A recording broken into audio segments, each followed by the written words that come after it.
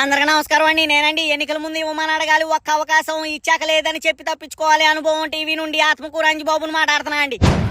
ఏదో తేడాగా ఉందేంటి?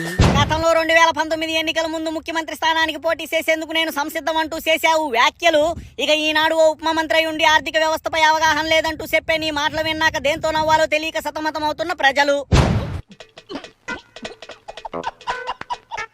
ఇక ఈనాడు 40 ఏళ్ల సుదీర్ఘ అనుభవం ఉన్న బాబు గారైతేనే ఆర్థిక వ్యవస్థని చక్కబెట్టగలడంటూ చేస్తున్నావు ప్రగడబాలు. మరి 2009లో తమ అన్నగారికి ఏం అనుభవం ఉందని ఆయన్ని ముఖ్యమంత్రి చెయ్యాలంటూ ఊగిపోతూ చేశావు క్యాంపెయిన్లు. అంటే అది ఇక అసలు పాయింట్కి వస్తే నీకు ఆర్థిక వ్యవస్థపై అవగాహనే లేనప్పుడు దాన్ని చక్కదిద్దగలిగేది బాబు గారే అని నువ్వెలా చెప్తావు? ఇక గడిచిన సంవత్సర కాలం చూసుకుంటే ఆదాయం 3% అయితే అప్పులు మాత్రం 30% పెరిగాయి. మరి దీన్ని సంపద సృష్టి అందురా లేక సర్వం సమర్పయామందురా?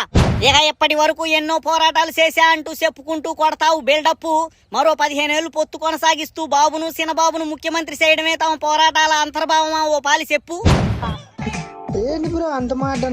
ఇక నీకు అనుకూలంగా లేనప్పుడు గో బ్యాక్ హిందీ అనే నినాదాలతో క్రియేట్ చేస్తావు హైటెన్షన్ డ్రామా. ఇక అన్ని కుదిరితే మాతృభాష అమ్మ అయితే హిందీ పెద్దమ్మ అంటూ రుద్దుతూ వలకపోస్తావు అమితమైన ప్రేమ.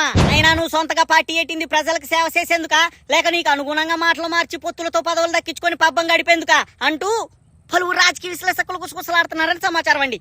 ఉంటాడు మరి. వేసేసాడు, బాగా వేసేసాడు.